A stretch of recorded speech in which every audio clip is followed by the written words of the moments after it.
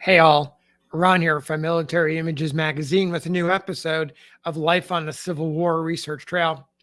Today's story begins with this Civil War photograph of the regimental banner of the 3rd U.S. Colored Infantry. Check it out. In the center is painted a scene of a black sergeant major, the highest ranking non-commissioned officer in a regiment, wearing the chevrons and the sword befitting his rank. He holds in his hand the Stars and Stripes, and he's supported by Lady Liberty, holding or having a quiver of arrows at her side. Below the scene is a ribbon identifying the regiment, the 3rd U.S. Colored Troops. Above the scene is another inscription, and it says, "Rather die freemen than live to be slaves." That's a powerful statement. As I stared at the image and contemplated the words, I began to wonder about the origins of this quote, and I thought maybe this was something spoken by Frederick Douglass, or perhaps it was a rallying cry that came from the regiment itself, maybe from maybe the sergeant major who's pictured in the middle of this scene. Well, it turns out that the origin traces back to 20 years before the Emancipation Proclamation. In the summer of 1843, the National Negro Convention of about 70 delegates from a dozen states gathered in Buffalo, New York. Among those in attendance was, in fact, Frederick Douglass. One of the keynote addresses was delivered by Reverend Henry Highland Garnet, and he was a 27-year-old who had escaped slavery as a child in Maryland and made his way to New York City. He was a charismatic speaker who encouraged African Americans to take action. He delivered a fiery speech in Buffalo, and it was titled "An Address to the Slaves of the United States." When it came time for Garnet to speak, he first reflected on the suffering and lack of progress that America had made on ending slavery. He then traced the origins to colonial Bermuda in 1616. Here's what Reverend Garnet had to say about the origins and its perpetuation. So here we go in Reverend Garnet's own words. He says, 227 years ago, remember this is 1843, the first of our injured race were brought to the shores of America. They came not with glad spirits to select their homes in a new world. They came not with their own consent to find an unmolested enjoyment of the blessings of this fruitful soil. The first dealings they had with men calling themselves Christians exhibited to them the worst features of corrupt and sordid hearts, and convinced them that no cruelty is too great, no villainy and no robbery too abhorrent for even enlightened men to perform, and when influenced by avarice and lust. Neither did they come flying upon the wings of liberty to a land of freedom, but they came with broken hearts from their beloved native land and were doomed to unrequited toil and deep degradation. Nor did the evil of their bondage end at their emancipation by death. Succeeding generations inherited their chains, and millions have come from eternity into time and have returned again to the world of spirits cursed and ruined by American slavery. The propagators of the system, or their immediate ancestors, were soon discovered its growing evil and its tremendous wickedness, and secret promises were made to destroy it.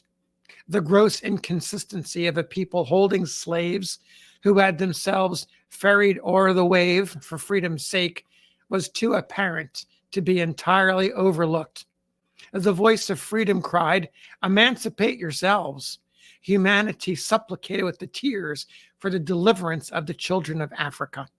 Wisdom urged her solemn plea. The bleeding captive pled his innocence and pointed to Christianity, who stood weeping at the cross.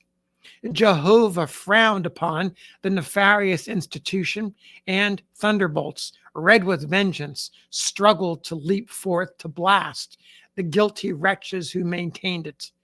But all was in vain. Slavery had stretched its dark wings of death over the land. The church stood silently by. The priests prophesied falsely, and the people loved to have it so. Its throne is established, and now it reigns triumphant. Nearly 3 millions of your fellow citizens are prohibited by law and public opinion, which in this country is stronger than law, from reading the book of life. Your intellect has been destroyed as much as possible, and every ray of light they have attempted to shut from your minds. The oppressors themselves have become involved in the ruin. They have become weak, sensual, and rapacious. They have cursed you. They have cursed themselves. They have cursed the earth which they have trod. The colonists threw the blame upon England. They said that the mother country entailed the evil upon them, and that they would rid themselves of it if they could. The world thought they were sincere, and the philanthropic pitied them. But time soon tested their sincerity. In a few years, the colonists grew strong and severed themselves from the British government. Their independence was declared, and they took their station among the sovereign powers of the earth. The Declaration was a glorious document. Sages admired it, and the patriotic of every nation reverenced the godlike sentiments which it contained. When the power of government returned to their hands, did they emancipate the slaves? No. They rather added new links to our chains. Were they ignorant of the principles of liberty? Certainly they were not. The sentiments of the revolutionary orators fell in burning eloquence upon their hearts, and with one voice they cried, "Liberty or death." Oh, what a sentence was that! It ran from soul to soul like electric fire, and nerved the arm of thousands to fight in the holy cause of freedom. Among the diversity of opinions that are entertained in regard to physical resistance, there are but a few found to gainsay that stern declaration. We are among those who do not. Slavery. How much misery is comprehended in that single word? What mind is there that does not shrink from its direful effects? Unless the image of God be obliterated from the soul, all men cherish the love of liberty. The nice, discerning political economist does not regard the sacred right more than the untutored African who roams in the wilds of Congo, nor has the one more right to the full enjoyment of his freedom than the other. In every man's mind, the good seeds of liberty are planted, and he who brings his fellow down so low as to make him contented with a condition of slavery commits the highest crime against God and man. Brethren, your oppressors aim to do this. They endeavor to make you as much like brutes as possible. When they have blinded the eyes of your mind, when they have embittered the sweet waters of life, then, and not till then, has American slavery done its perfect work. So there's Reverend Garnet talking about the origins and the perpetuation of slavery. He goes on, and I want to read to you the passage that includes the quotes that we saw on the flag of the 3rd U.S. Colored Troops. So here again, in Garnet's words, "Brethren, the time has come when you must act for yourselves. It is an old and true saying that if hereditary bondsmen would be free, they must themselves strike the blow. You can plead your own cause and do the work of emancipation better than any others. The nations of the world are moving in the great cause of universal freedom, and some of them at least will ere long do you justice. The combined powers of Europe have placed their broad seal of disappropriation upon the African slave trade. But in the slaveholding parts of the United States, the trade is as brisk as ever. They buy and sell you as though you were brute beasts. The North has done much. Her opinion of slavery in the abstract is known. But in regard to the South, we adopt the opinion of the New York evangelist. We have advanced so far that the cause apparently waits for a more effectual door to be thrown open than has been yet. We are about to point out that more effectual door.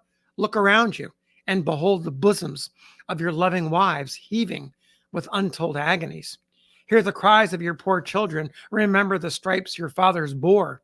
Think of the torture and disgrace of your noble mothers. Think of your wretched sisters, loving virtue and purity, as they are driven into concubinage and are exposed to the unbridled lusts of incarnate devils. Think of the undying glory that hangs around the ancient name of Africa, and forget that you are native-born American citizens, and as such, you are justly entitled to all the rights that are granted to the freest.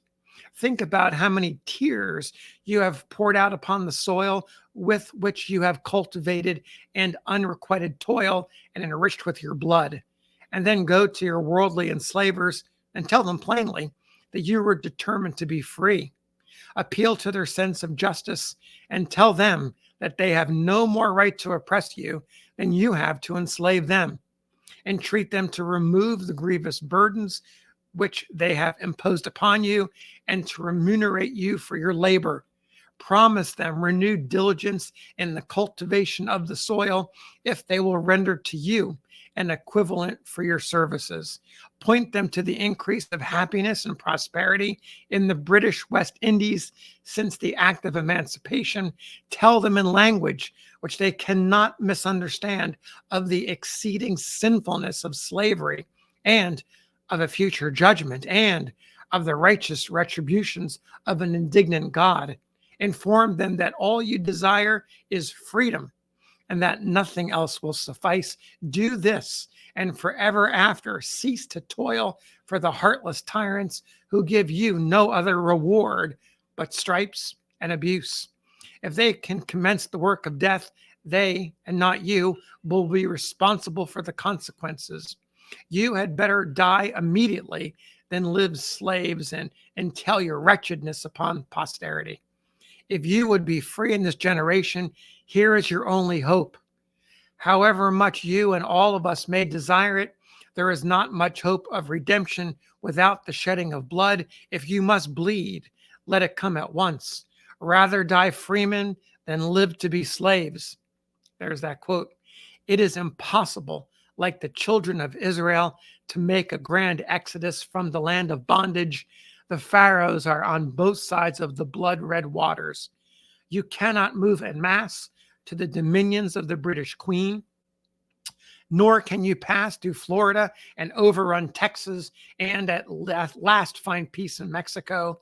The propagators of American slavery are spending their blood and treasure, and that they may plant the black flag in the heart of Mexico and riot in the halls of Montezuma.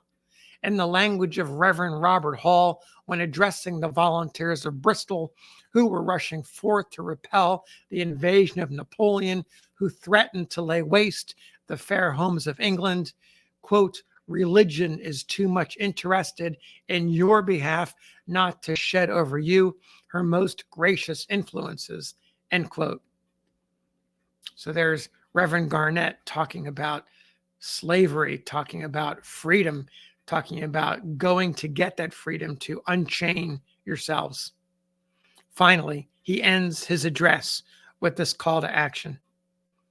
Let your motto be resistance, resistance, resistance. No oppressed people have ever secured their liberty without resistance. What kind of resistance you had better make, you must decide by the circumstances that surround you and according to the suggestion of expediency. Brethren, adieu. Trust in the living God, labor for the peace of the human race, and remember that you are 4 millions. Garnet, giving those strong words to take action, he said earlier on, open the door to freedom. Well, that speech, this speech, and other speeches in the 1840s, the 1850s, all were trying to open that door and hold it open. And Garnet was one of the ones who helped hold it open when the Civil War began and time, the war, President Abraham Lincoln, Frederick Douglass, and others managed to get the United States colored troops organized, sending 180,000 men of color into the field. And you may wonder what became of Garnet. He lived to see all of this. He lived to see the Civil War. He lived to see the end of slavery and citizenship for people of color. He also lived to see all the horrors that came after that during the late 1860s and the 1870s. He died in 1882. Thanks for listening. We'll see you in the next episode of Life on the Civil War Research Trail.